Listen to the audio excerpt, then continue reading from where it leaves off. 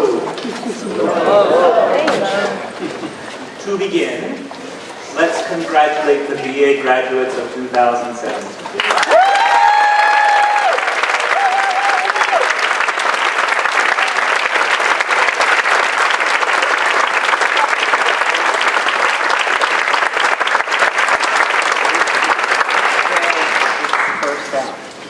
At Simon Rock, to graduate, you have to produce something fully realized that is yours alone. We call this the senior project or the senior thesis. The thesis is yours alone, but I worry sometimes that our thesising seniors begin to feel alone in their enterprise. You have your advisor and committee and friends, but all single author scholarship and art can be isolating, involving long hours at a screen or in a lab or studio, just trying to make the pieces come together. And they don't until they do. So I'm standing here really just to tell each of you they did. And sometimes at great length. What I'll say next, many of you have heard me say before, but this is another feature of academic work. At some point you'll start to repeat yourself. In reading Simon's Rock Theses, I am often reminded of what Samuel Johnson said about Milton's Paradise Lost. None ever wished it longer than it is. On the other hand, Milton's friend, the Quaker Thomas Elwood, upon reflecting that Milton had, quote, said much of Paradise Lost, wondered, what have you to say of Paradise Found? The question prompted Milton to write a sequel. My predecessor and friend and mentor, Bernie Rogers, told me that he always found the experience of reading senior theses to be essential to his work and essential to his intellectual life. You do it for the students, he said, but you also do it for yourself. It's incredible how much you will learn from them. This is a paraphrase. He said it better. He always does. But that idea, for me, is at the heart of what we try to do in the BA program. That is, we try to reach a point where we tilt into being equally your students and your teachers. There were only rare instances when I wished your theses longer. Length, it's important to say, is not the point, and the shorter theses were as rich in content as the longer ones.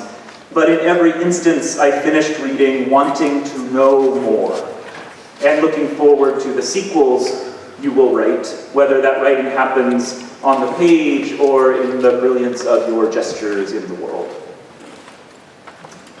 I found myself especially interested this year not only in what each thesis said, but in what they had to say to each other.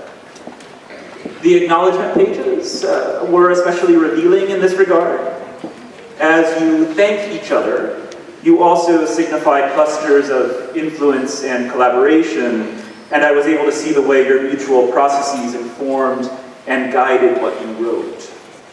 There's also, as a side note, a very interesting theme in many of the acknowledgements having to do with who taught whom about skincare, and it is possible to reconstruct a sort of genealogy of life-affirming personal habits extending across the senior class. That might have been my favorite part.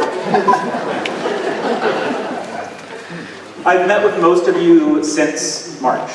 What I wanted to do was bring you together in more or less random groups to tell both me and each other about your work.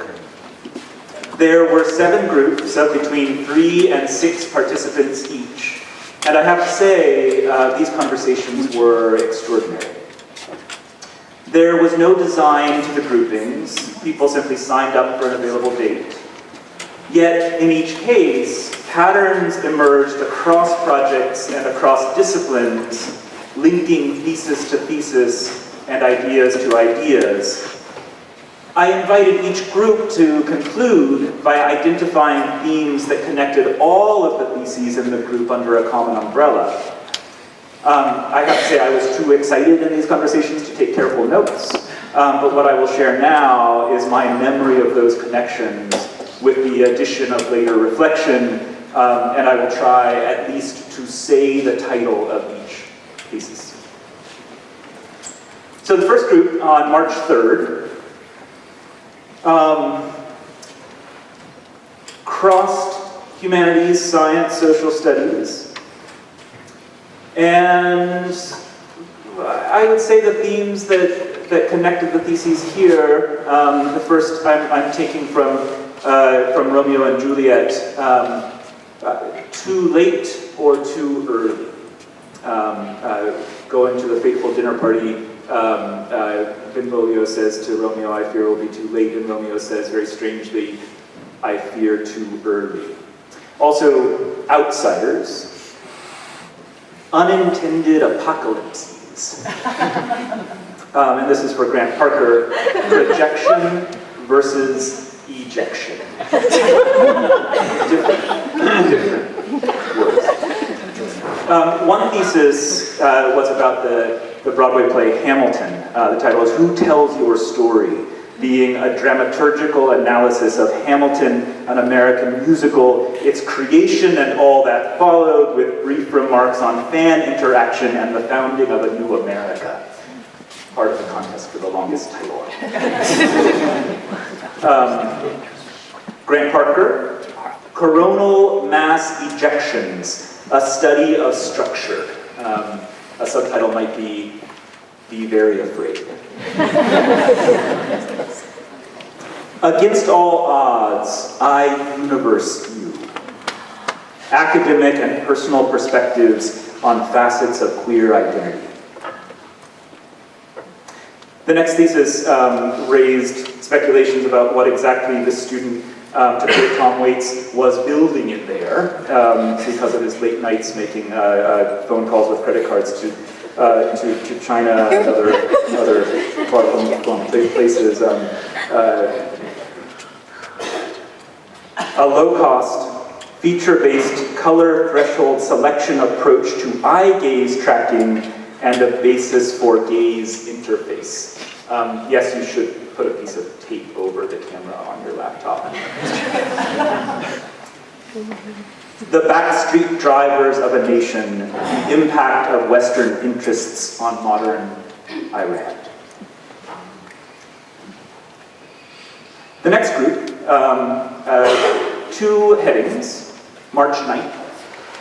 Disturbed environments, disturbing signs.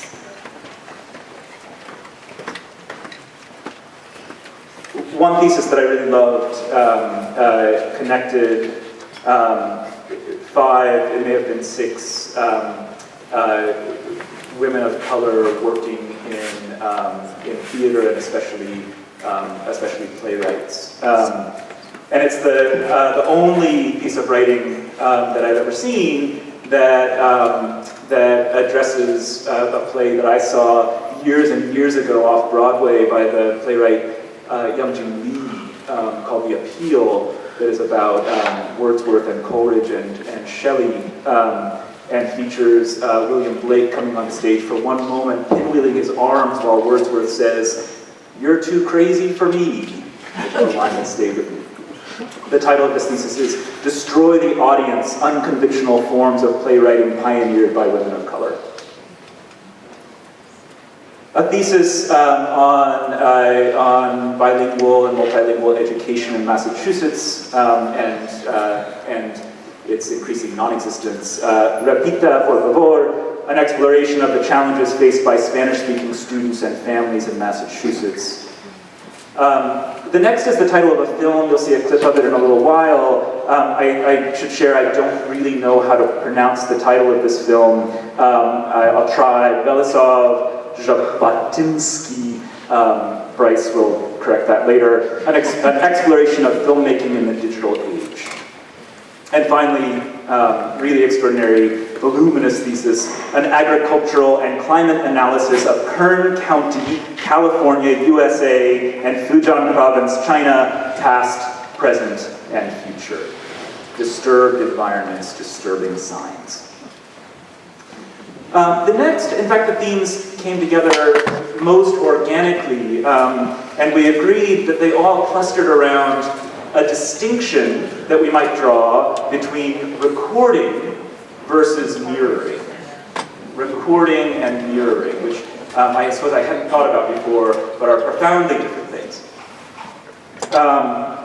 The first, I should explain why this fits, is about hippotherapy and therapy and horseback riding, and this student explained that while on horseback, the need to respond or to mirror the movements of the horse is profoundly therapeutic. Hippotherapy and therapeutic horseback riding, an occupational therapy framework. The next, by Igor Shuhan, it was about learning to act on film by a very experienced stage performer. More of a challenge than one might think, and the title of the thesis is one of, I think, the most beautiful for being simple: feel, look, listen. The act of being recorded changes the style of performance. But there's also mirroring involved in a very interesting way. The F word. A case for women's rights and gender education in Russia. The way that this thesis fit into the rubric is a little bit more complicated and would take more time, but it did extraordinarily well. Re-encountering the painted look, poetics of the portrait. And here, really, the question was, when you take somebody's portrait, when you paint somebody's portrait, what are you mirroring in them? What are you recording of them? What are you taking from them? What are you projecting upon them? One of the paintings from this thesis, which was both analytical and creative, is in the gallery now, and I encourage you to take a look. And finally, by Steve Heger, New Road, an original recorded album and film installation, and Steve will perform a piece from this album again later today. April 7th. Themes: body of thought, body of work, body of words. Also, love and war, untold histories, and there was a pronounced thread throughout these theses, not in every instance, but in many, about gender.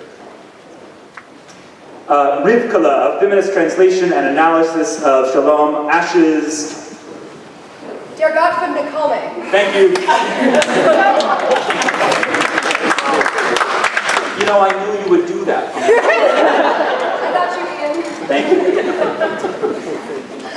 A.J. Rio Glick, Butch, an exploration of the queer community and female masculinity. Really extraordinary thesis.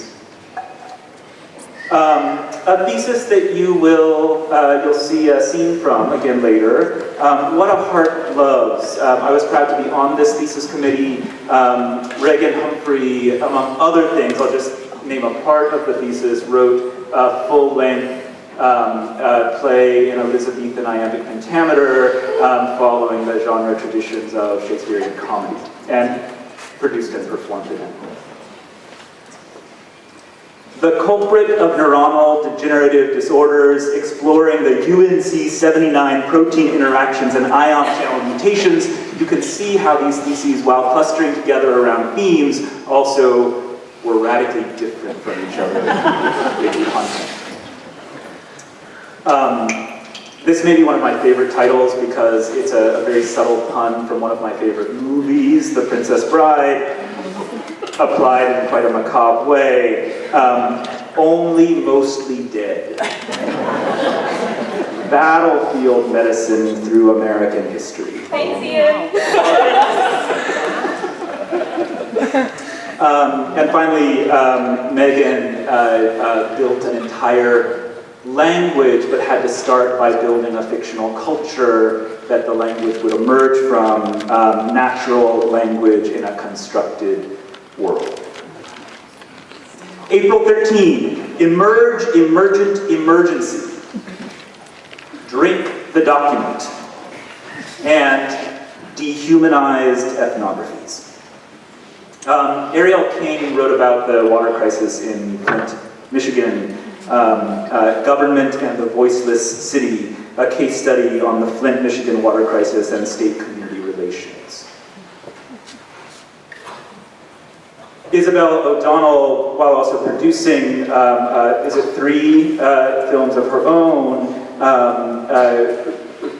wrote about the history of ethnographic versus documentary filmmaking, tracing the etymology of documentary film to a phrase, a throwaway phrase tell me, Isabel. Documentary value, right? Which also has this really interesting Marxist overtone or undertone. The document of film, politics, aesthetics, and the production of value. And finally, Max Kotov, Chatting with Bots. A quick survey of conversational agents and their appropriate applications. Okay, the next April 14, I share with apologies, both to you and to Bob Dylan, because all of these themes, I'm sorry, the group did not do it. I did this, the group didn't do this at all. These are all variations on Bob Dylan lyrics. There's something happening here, but you don't know what it is, do you, Mr. Toad? Chloe, I know that you were writing about Frog and Toad, not Mr. Toad. These are different. It was right there. Change in the weather is known to be extreme. What's the sense of changing sewage treatment systems in midstream? Actually, there's a lot of sense in it, and actually all cities should commit immediately going to composting systems. I'll know my song well before I start coding. So, I should apologize in advance. You don't need a maximum rotating De Broglie sequence to know which way the wind blows. Very quickly, explorations of darkness and joy in children's literature, Chloe Hull. A thesis on ants, connecting weathermen with the weathermen. Tiny weathermen examining behavioral change in... I said some of you earlier that I was going to go practice, but then I was talking to your parents at lunch. Say it again. In response to seasonal changes. This thesis created musical and visual pieces of art through a particular approach to coding, musical and visual representations of gray codes, a thesis in computer science. Constructing maximum rotating De Broglie sequences using necklace trees. That's Oscar Hernandez. And Oscar, I'm really sorry, I read your thesis cover to cover, and the only thing I could do with it was make a pun out of it because it was one of a couple of theses that both blew my mind and was beyond me. The thesis that led me to my Bob Dylan experiment, insert shitty pun here, a socio-biological analysis of the composting toilet as a feasible alternative to conventional human waste technologies, and finally, Andrew Kuhn's, the shortest thesis title, Domination. And I'll share with you that it was upon reading an op-ed by our commencement speaker tomorrow, Lauren Duca, about political manipulation in creating authoritarian states that Andrew went to his thesis advisor, Anna Dwyer, and changed his thesis topic. April 28th, and this is the last group. Enclosures, relations, and representations. Bridging extreme distances, and there was no paradise to lose. To will an end, outliving sexual violence and state sovereignty. Here I would ask you to focus on the presence of the word outliving in this title rather than surviving. Graceful and Cordial Forests, a computational investigation of graph labeling. Beautiful title. It doesn't mean what I initially thought it meant. As she herself might have told it, relating politics and feminism as method, this thesis described ways that women theorists wrote about and to other women writers in creating, as Lily Goldberg describes it, a politics of relations. One of the theses that I valued most of my own thinking and work and learned the most from. Fibers Joining a Broken Lotus Root, an exploration of Han Chinese traditional foods and agricultural plant knowledge. Prayer Beads and Red Scarf, projecting Shangri-Lazation in modern Tibet. Many of you will recognize the term Shangri-Lazation because it's a focus of the work of our professor Chris Coggins, a really interesting concept, and it's something that many of our students have found themselves fascinated by. This thesis also involves quite an extraordinary story about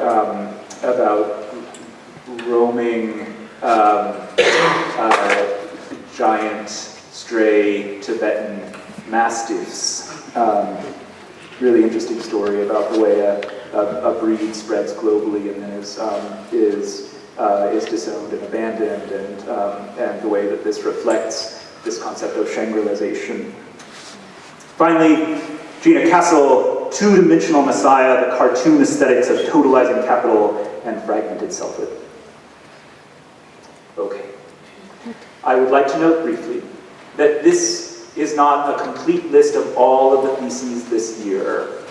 Today I'm sharing those that were in these groups and clustered around these themes. After this event, there are a few more who the student couldn't make it to the event or was studying away, or I met with them in other settings. But these theses were in theater, in engineering. One of them created what is called a delayed choice quantum eraser. I saw it. It apparently disproves the physical reality of reality. A thesis that connected aquaponics with hydroponics and served a large number of people, both fish and salad and others. It is truly an extraordinary group, truly an extraordinary class. What I'd like to do at this point is welcome some of the graduating class of 2017 to the stage, where they can do something better than I can do. They can speak for themselves. So if you guys could come up. And bravo, everyone.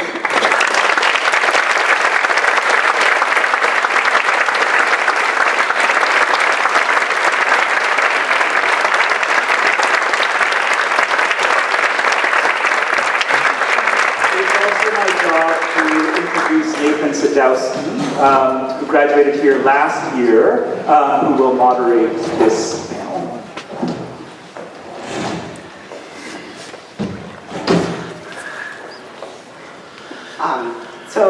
I'm about to introduce the four seniors on the stage, but first I want to make a note of something that most of you here might already know, but is worth bearing in mind here. At Simon's Rock, we recognize class year by the year that students enter here, which people often find very strange, but I think will become apparent readily soon.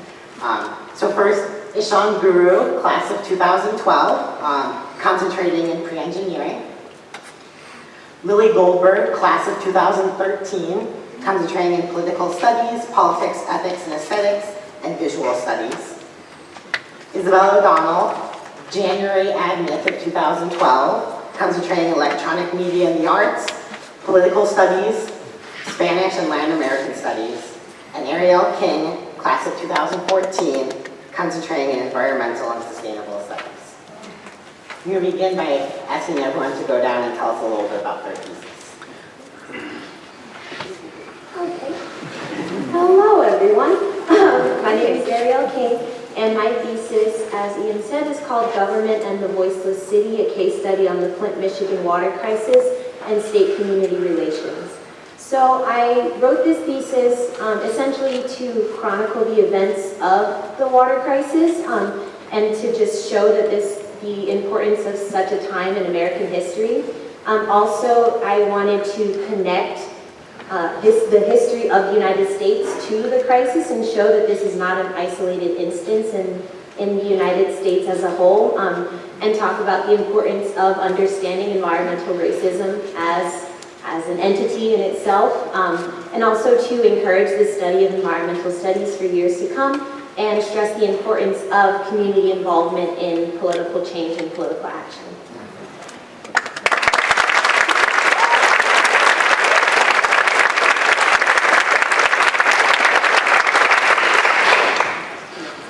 Hi, I'm Isabel O'Donnell. I wrote my thesis on, as you said, history of documentary film. I was interested particularly in the filmmaker Robert Flaherty, who figures variously in histories of ethnographic and documentary film, and I wanted to put those histories in conversation with one another, asking the phrase that Ian mentioned, documentary value, was written about Robert Flaherty's film Moana and is cited as the first instance of the use of the term documentary in relation to film in the United States, and it's where that genre comes from.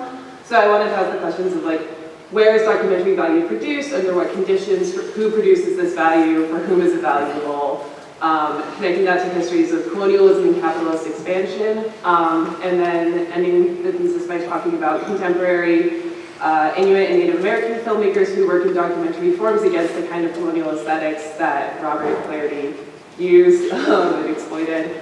And then I made a series of short films, experimental documentaries about Niagara Falls, as a way of sort of thinking through documentary production myself and practicing that, and talking about the way that Niagara Falls is an international location and a national monument and a colonial border and a site of violent dispossession of indigenous lands.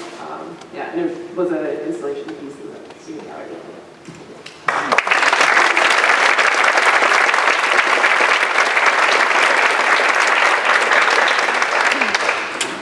Hi, I'm Lily. My thesis was called "As She Herself Might Have Told It: Relating Politics and Feminism as Method." And broadly, it looked at the relationships that several feminist thinkers had with their women subjects, so the women to whom, for whom, and about whom they write, or as an occasion to talk about broader questions of writing, relation, and feminism as a method rather than ideology or movement. So I looked at a few pairings and kind of, broadly and narrowly talked about the histories of friendship and relation in addition to broader concerns of writing and what that meant to these different people.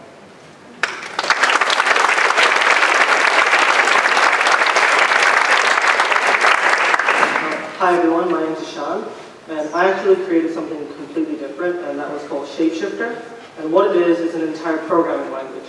And what it does is it lets you simply create shapes like spheres or cubes and put them together to create more complex models. So you obviously already have things like AutoCAD to do it, but this is doing it programmatically. So you actually create programs that let you put these shapes together to create complex models.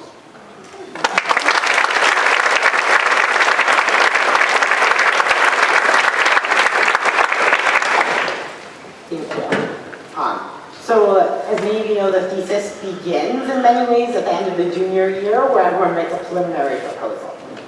You come back at the beginning of the senior year to write a thesis proposal, but just because we do all this outlining, it doesn't mean that you know from the very beginning everything that's going to be happening in your thesis.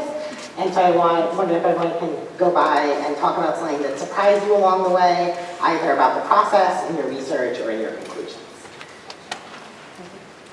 So for me, I visited the city of Flint last summer after I'd already submitted my initial proposal. And so when I came back for a thesis workshop in the fall, I was really overwhelmed with information. I visited lots of organizations and I met with lots of people and I was in Flint So just trying to narrow down what I wanted to write about within the topic of the Flint water crisis was really difficult for me initially. And I got a lot of direction from a lecture that I attended in October at Smith College that just happened to be about the thesis. Thank you to Bob Grace for driving me there. Yeah, and so that really helped, but also just like the whole process of thesis workshop was very helpful, and like being able to bounce ideas off of your classmates and being able to like workshop the ideas in the actual like thesis statement that you wanted to show and that you wanted to write about was really, really important and really helpful for me. Yeah, I was surprised how much I had sort of expected originally to spend much more time talking about contemporary documentary filmmakers. I wasn't as interested in the work of Robert Flaherty, but that actually ended up becoming sort of the bulk of my thesis. The first sort of 2 sections of the work focus on that. I also was surprised by how much I ended up involving like different medium to use in my installation. It involved photography, projection, as well as the 3 films. And that was thanks to the Impartial Alternative Processes class. Being able to incorporate work in different medium from other classes in the final sort of stretch of the last semester was very surprising and really wonderful. Yeah.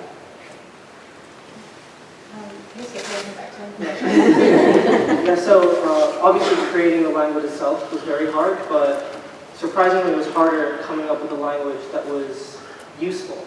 So in computer science you can come up with cool things, but I think the difficult part was coming up with something that would actually be able to be used to serve purpose. So that's why when I was doing my research and going through different software that already exists, once I came across the problem, identifying the structures needed to actually put everything together, like the puzzle pieces that would let the entire language and compile rebuilt, was surprisingly more difficult than actually building it. Yeah, I think for me it was hard to, when I was thinking about narrowing it down, because that's the language that people use a lot when you're writing something that's like relatively short in a thesis, but also much longer than the paper you write for a class.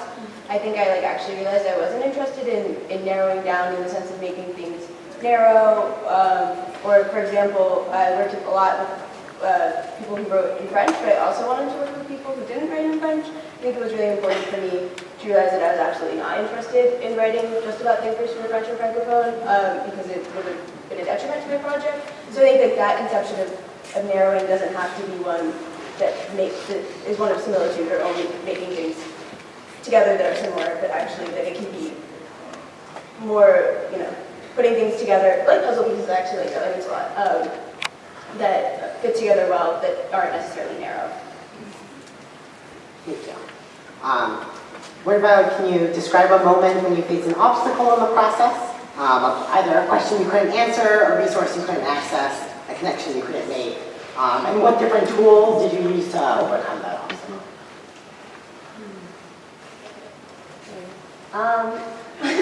I guess the biggest obstacle for me was being a junior and writing the senior thesis and having a full course load that I had to work on while writing this thing. So aside from that part, I guess finding sources for the Flint water crisis and deciding which ones to actually use for my thesis was really difficult, because literally any time that you search Flint on any search engine ever in the whole world, tons and tons of things will come up. So just kind of trying to find which ones will be most relevant and what should be added and how I wanted to implement them into my thesis became one of the hardest parts of the writing process for me. Do you want to talk a bit more about, you're dealing with a very current event, Right. How you went through that process of finding material to look at? Yeah, so I used a lot of articles, so things that people were writing that were in the field.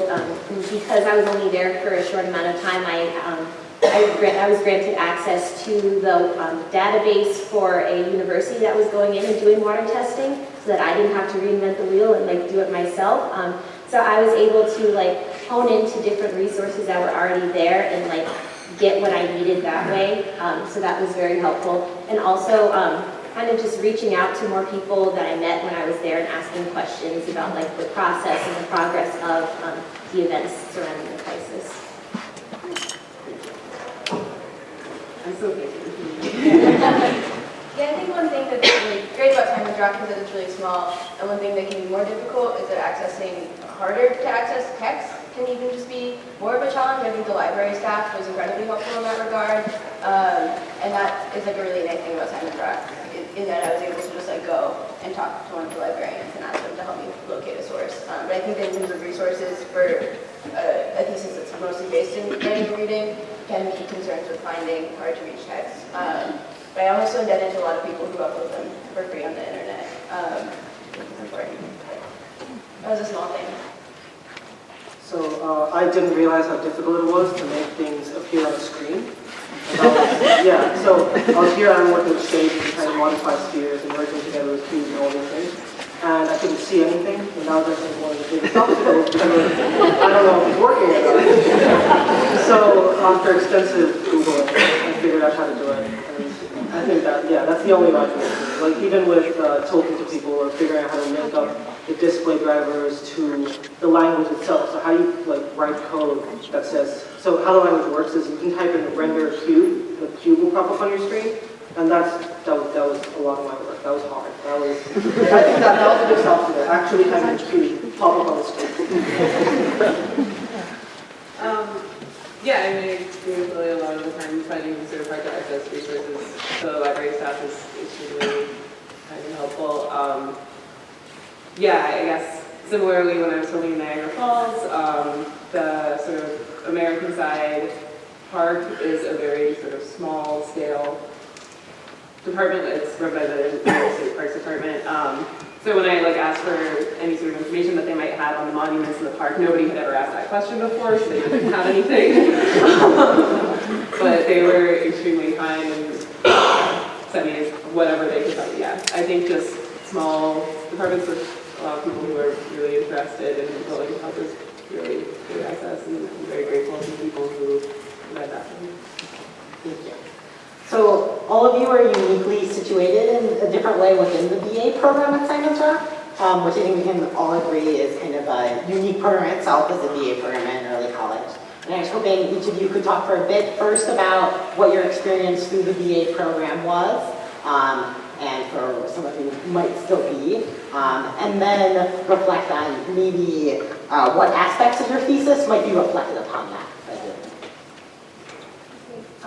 So I am the second student to go through our 3-1 program with Vermont Law School. So this is my final and third year at Simon's Rock, and next year I'll be completing a 1-year Master's of Environmental Law and Policy program at Vermont Law School in South Royalton.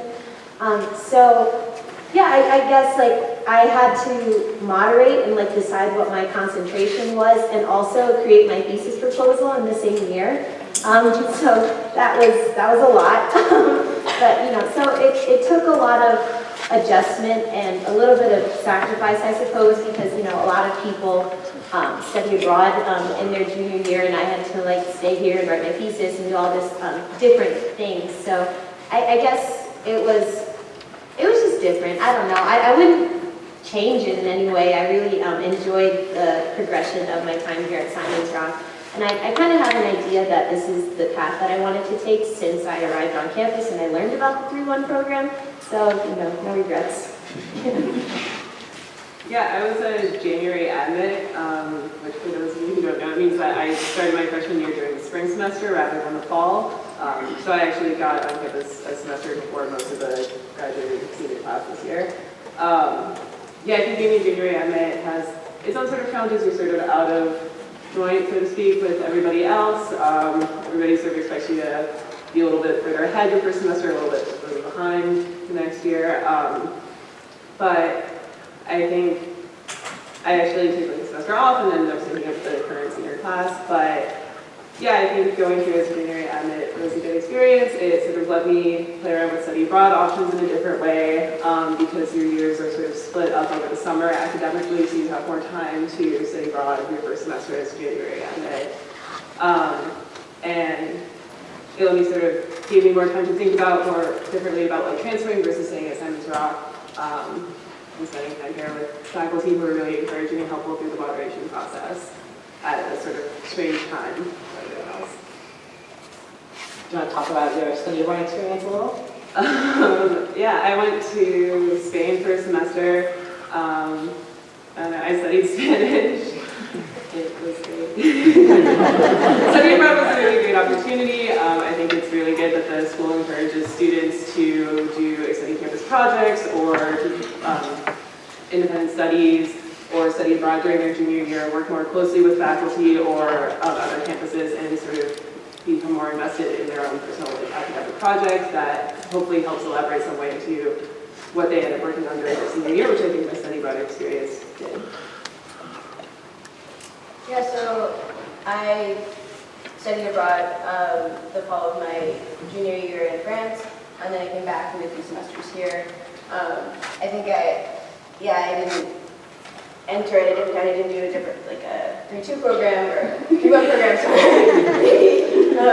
less able to speak to this question, but I decided to stay at Simon's Rock mostly for the close relationship with faculty, and so that I could study abroad. It was important. So I'm a part of the Simon's Rock 3-2 program, which is 3 years here and then 2 years at Columbia University to finish off an engineering degree. So we get a BA from here and a BS from there. So it's actually the end of my 5th year. So I haven't actually studied here at Simon's Rock for 2 years now, but coming back to thesis, I started to write this thesis while taking all the classes for engineering that I had to finish up there. So it was tough. I mean, you're anyways packing 4 years worth of engineering courses in 2 years while finishing off the thesis, but I mean, it's doable.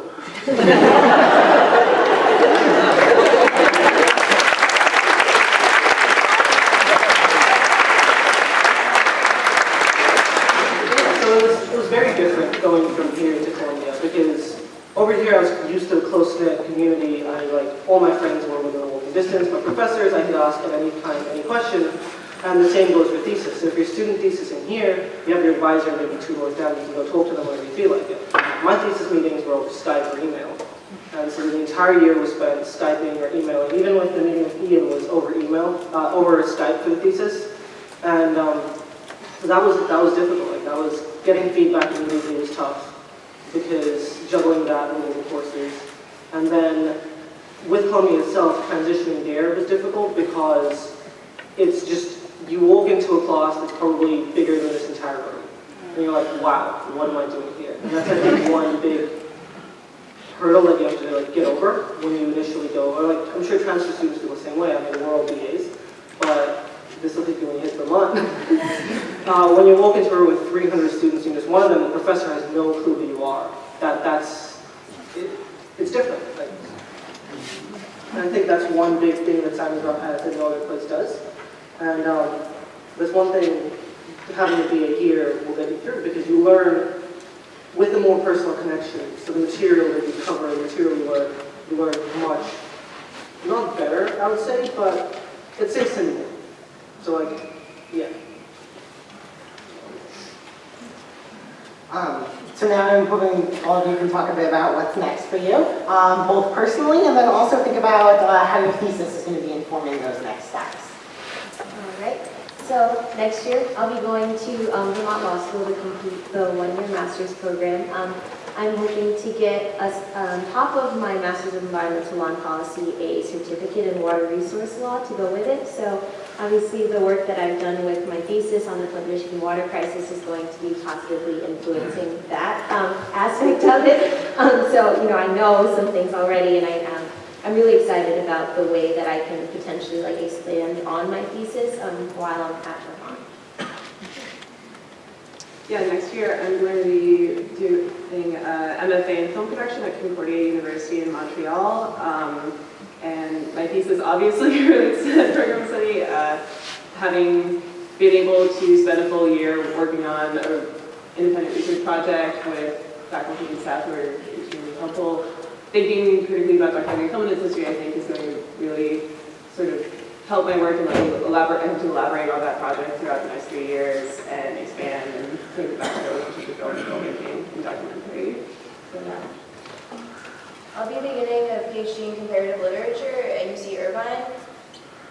I think my thesis, when I applied to PhD programs, which were mostly in conflict, I proposed a continuation of my thesis as what I'd be interested in working on as research. So I'm sure that will change, but I think it'll also stay with me, or at least the method that I'm interested in will stay with me.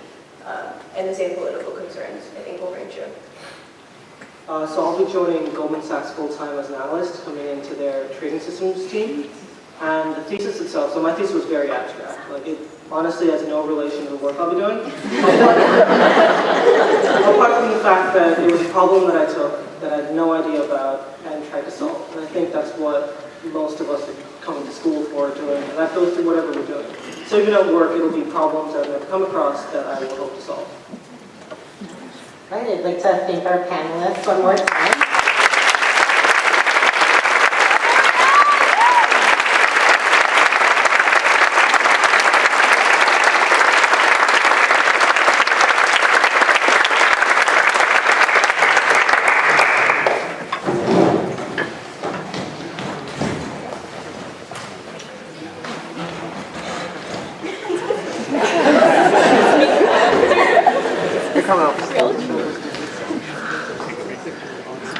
Huh? We did. Thank you, guys. Okay, I'd like to invite Reagan Humphreys and cast to the stage. We will be hearing a scene from What the Heart Loves.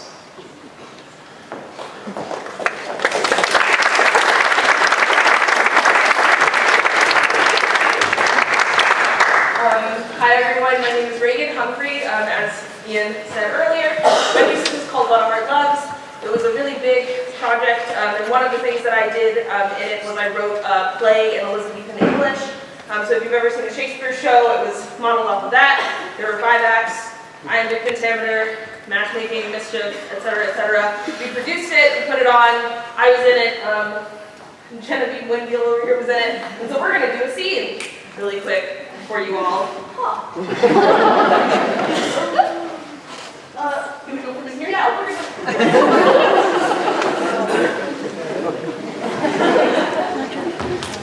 Oh, whatever keeps your pace with such haste and purpose? The banquet this night. I cannot name my excitement in less than meet terms, but none this day exists to my tongue's satisfaction. I am trapped to wander from wall to wall until my skin and bones defy me with their every strain. And there is time enough later to abuse thyself for whatever purpose you please, but rest a while now. Your feet may be forward and mine too, hug-loving. No. You'll tread a track into the floor, keep your whales. You should rest a while by.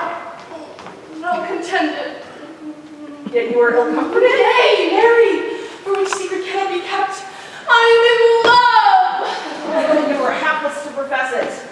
In truth, cuz, my mother did take pains to summon him hither this night, and I fold to my shoulders with wonder.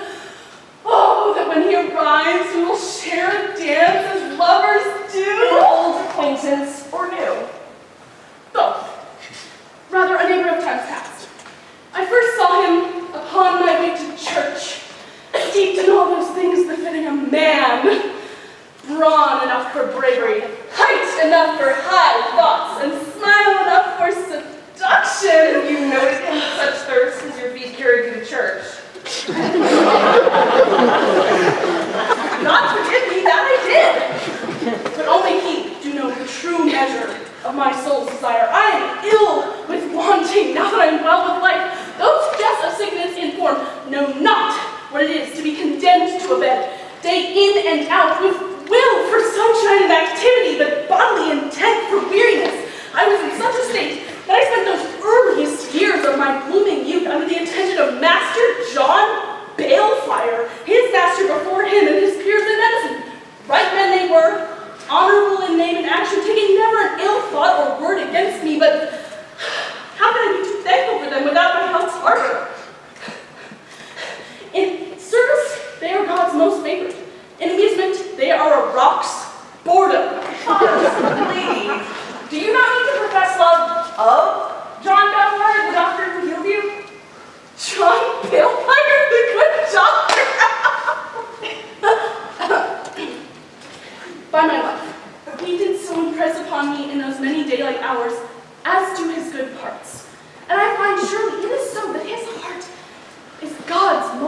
angels.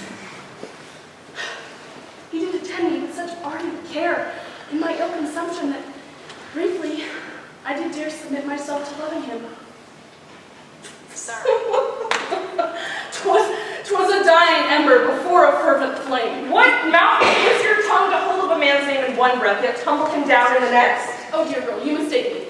Balefire is more good than any tongue may devise, and this is riddled with weight, for I don't speak lightly of him, but love him I not, for fear of my good safety. That even harm you, I dare not think it. Wherefore you speak so high of a villain? Let myself know.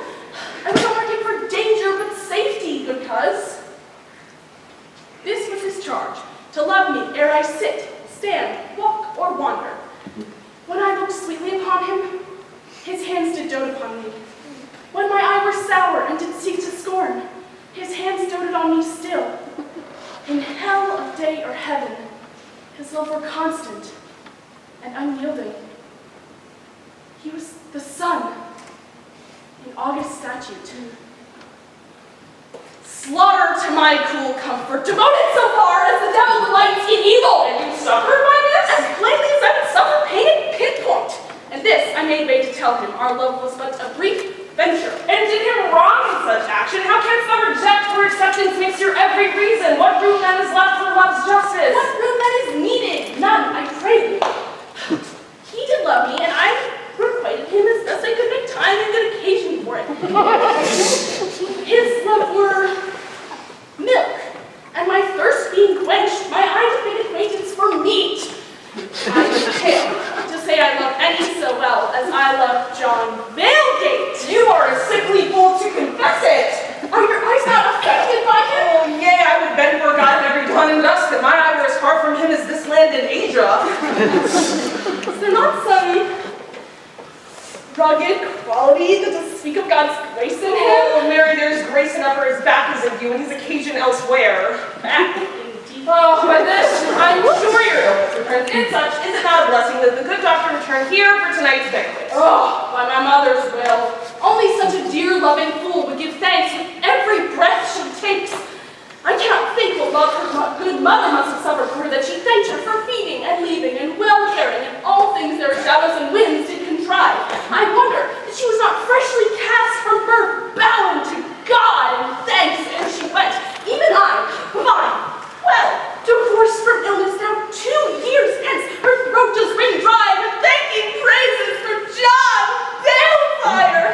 So much so that she would, interrupt, make obstruction of herself in a doctor's path, and bid him stay us a month longer than life hath already offered. She does mean to grip the man's new freedom and sew it to stone of our walls. She only means to find occasion for blessing him as John Balefire did bless you. In truth, did she not love you so well, she would not entreat the doctor into her graces so passionately. How does a lady so fair to spoil with the temperament, the love of her mother, or that of a good man, a man of respectable wealth and practice, whose honor and valor precede him as gold rays before the sun? By your size, lady, you seem to be in the height of love, but you've never laid eyes on him. False, lady, we've met in fleeting encounters few. We were acquainted in the years of your ill-taking. You know him a man, yet you ask after him like a stranger? I did kiss him. Your words were muddled. Say again what passed. Kiss him. Such words were better meant for a mouse's ear. Say again. I did kiss him! Ow! What sort of fake has me now? A kiss? Yea. With Balefire? Who else? By your administration are his. Oh, that the fault were mine. And his thoughts propose themselves in what manner? I know his duty, which is nothing. I have been hid from his sights these 3 years for fear I summon his anger. In a kiss? What may I do else? I do not propose myself an augur of the male mind. Did he strike you in anger? No, that he did not try. My feet fled me before such impulse could be born at hand. Then he may not be angered. Your logic is good to think so. Oh, you mean thin of thought? No, your thoughts were simply bred differently. This were your gift to be loved by any who comes to know you. You may look upon any man without fear of judgment. And you may do so in the light. You need only open your eyes. You are blinded by this love that will make you flame to its fire. Think not of me in such different terms. I have courted love through such pains as yours. Uncertainty and abundance, madmen's thoughts in head. You are not so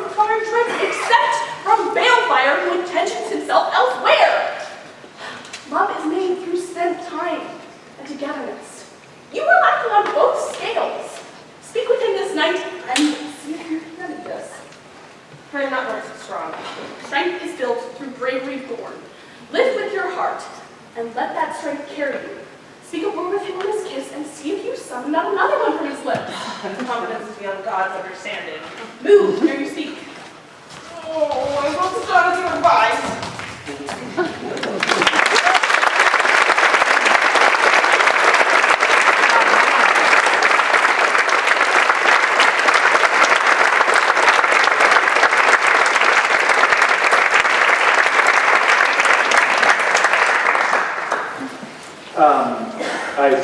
I am hesitating to mention this, but this full-length play was half of Reagan's thesis. In addition, she wrote a full-length vampire novel. And I have to say, I didn't quite see the connection at first, and then as we were talking, I started to notice that there's a sort of reception history of Shakespeare through the vampire genre, from Joss Whedon filming Much Ado About Nothing with the cast of Buffy the Vampire Slayer and Angel, to Jim Jarmusch's Only Lovers Left Alive, and there are many other examples. And so there's something here. I know. So I will say, Reagan has said many times that her thesis is a failure because she didn't also write a book of short stories, a book of poems, and a novella. And this just sort of illustrates my point. There is time for the sequel. The next person I'd like to invite to the stage perhaps illustrates the ways that Simon's Rock is not simply an early college, but a college that troubles chronologies of college going. Many in this room know Steve Hager as a colleague on our staff for many, many years, and we now know him as an alumnus of Simon's Rock. Steve, if you'll join me here.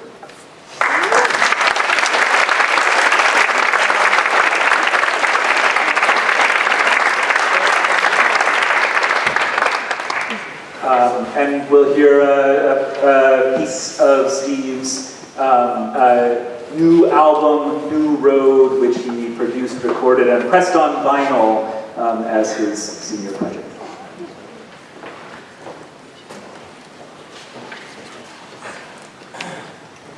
Yeah, so I'm an older, younger scholar.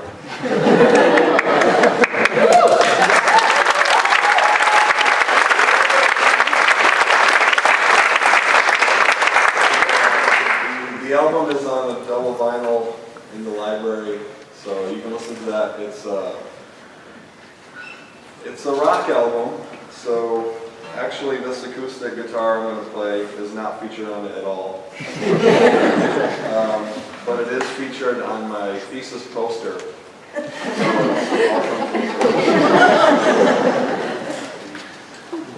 So I'll play the second song from the album. It's called Hope for Thought.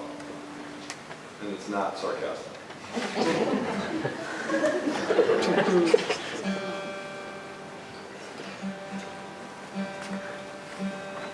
And you'll thank me for tuning in about 5 seconds.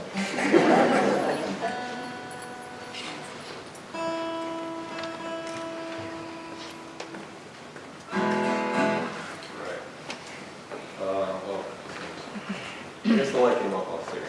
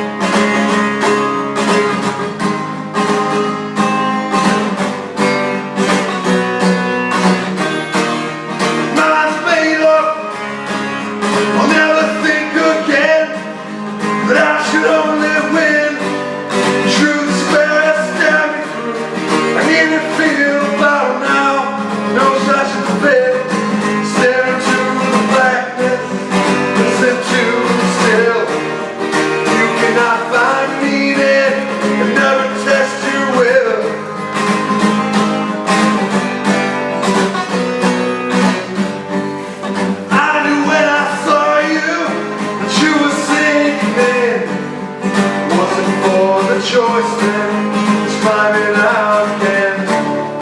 Where have all the minds gone? Used to spur us on. Where are all the hearts now? Without you I'd be gone.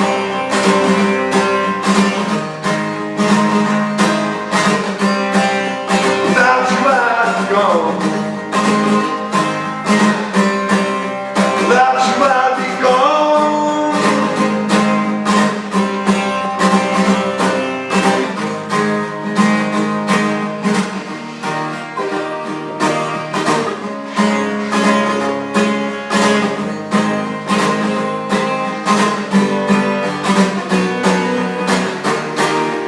Hope received is love believed. Darkness fought us open thought.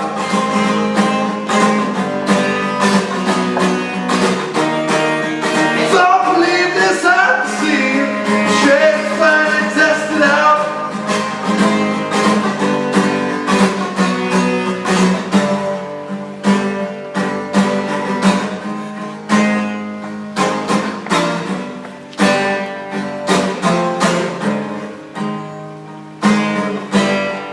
So it goes back here. Just like it all out.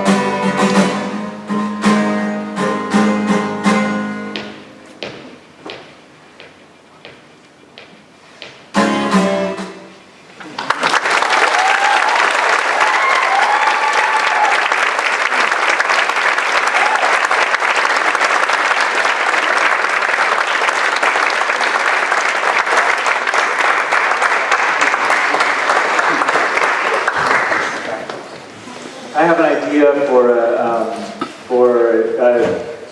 a new pressing of a series of albums that have been written and produced as Simon's Rock theses over the years, Larry and John, that might be a fun touch. I'm going to invite Bryce Parker to the stage to talk a little bit about his film, from which we'll see a clip before we screen it. So Bryce, some of the lights are on so I can't see you. Oh, there you are. Hello. For my thesis, I made a short film. Bryce. Come over here. Hello. For my thesis, I made a short film. It's about a real chemical reaction called Belousov-Jabotinsky reaction. And this is a short 3-minute clip of it, which shows the reaction occurring. Thank you.